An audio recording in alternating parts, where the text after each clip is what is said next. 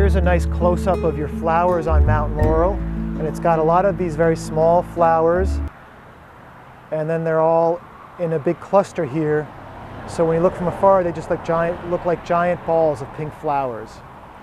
And the foliage, it'll emerge with a nice light green color.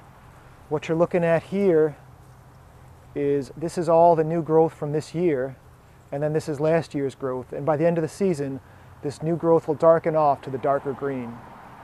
Very pleasing foliage to look at. Hi folks, I'm landscape designer John Holden here in Newtown, Connecticut, and today I'd like to show you Kalmia latifolia, or mountain laurel. And look at these beautiful pink flowers right here in early June. What a nice backdrop for your landscape.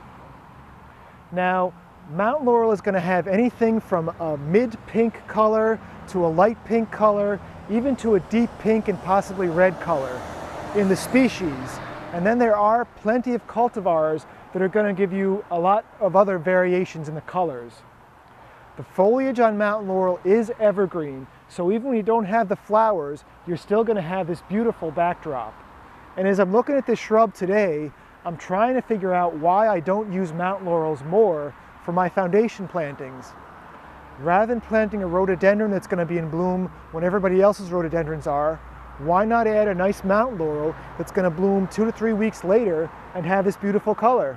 Mountain laurel likes to grow in full sun to partial shade. You're usually going to see it in the wild on the edge of a woodland, right where the forest meets like an open field, and usually it's going to be mixed in with some rocks. So you want to try to mimic that in your landscape. Give it the full sun it wants, and you'll be rewarded with these beautiful flowers.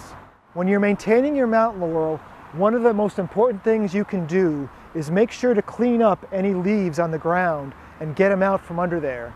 What's going to happen with mountain laurel is quite often it'll get a leaf spot, and the disease is going to stay in the leaves. So when it rains, the rainwater is going to make all that disease bounce back up into the shrub and just keep spreading it.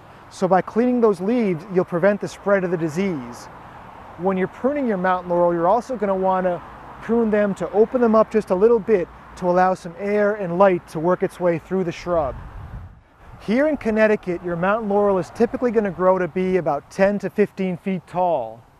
Now, if I was planting this in a foundation planting, it could very easily be controlled with some selective pruning to keep it more manageable in size. Right here, the size doesn't matter, and it's a beautiful specimen.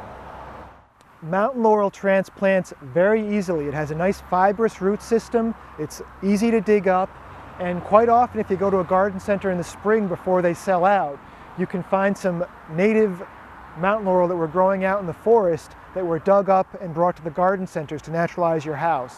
If you're getting a little bit tired of using rhododendrons in your foundation plantings and azaleas, and maybe you want something that's deer resistant, I've never seen the deer nibble on mountain laurel in my life, maybe you should try Kalmia latifolia or mountain laurel.